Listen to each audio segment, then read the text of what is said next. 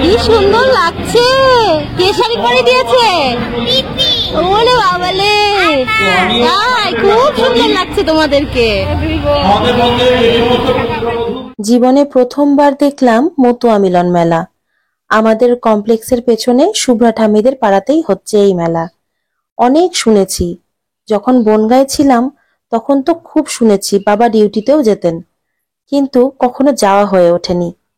মেলা শুরু হওয়ার আগে থেকে শুভ্রা ঠাম্মি বারবার বলছিল, আমাদের পাড়ায় মেলা হবে, আদরমোহরকে কিন্তু নিয়ে যাব, বাচ্চাদের নাগরদোলা আসে, ওরা খুব মজা পাবে। আমি বলেছিলাম আমিও যাব, আমি আর কেন বাদ যাই, মেলাতে যেতে তো আমার এমনিও ভালো লাগে। মেলাতে গিয়েই আগে ঠাকুর প্রণাম করলাম, তারপরে প্রণামী দিতে গিয়ে দেখছি পার্সে কোনো খুচরো পয়সা নেই। তারপর বেরোলো আমার পার্স থেকে সেই ঐতিহাসিক 1 টাকার নোট।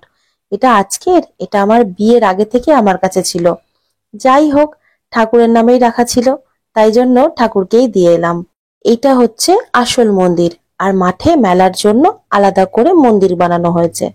আর মন্দিরের উল্টো দিকেই আমি তো তাকিয়ে দেখেই অবাক, এত এত রান্না হচ্ছে, প্রচুর মানুষ খাওয়া দাওয়া করে, দুবেলা খাওয়ানো হয়, এবং রান্নাও হচ্ছে সেই বড় বড় উনুন করে, বড় বড় কড়াইয়ে।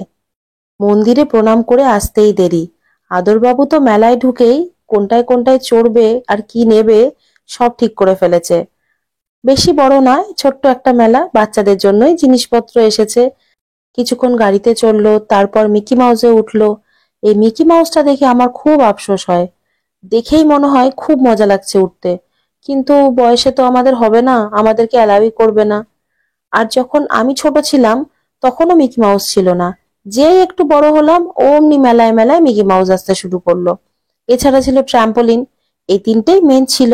এছাড়া ছিল খেলনার দোকান, জুয়েলারির দোকান, মানে কানের চুড়ি, এমনি অ্যাক্সেসরিজ, আর ছিল প্রচুর বাসন কোসনের দোকান, কাপ থেকে শুরু করে যা লাগবে রান্নাঘরে সমস্ত জিনিস ছিল। আর খাওয়া দাওয়ার দোকানের মধ্যে ছিল পাপড়ি চাট, ঘুগনি, আর মেলা মানেই তো জিলিপি।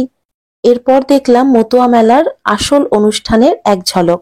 আমরা তখন মেলা থেকে বেরিয়ে আসছি, আর তখন এক এক করে সব দল ঢুকছে, বাজনার সাথে কি সুন্দর তালে তালে মাথা ঝাঁকিয়ে ঝাঁকিয়ে নাচছে, আমি আগে কখনো এটা দেখিনি।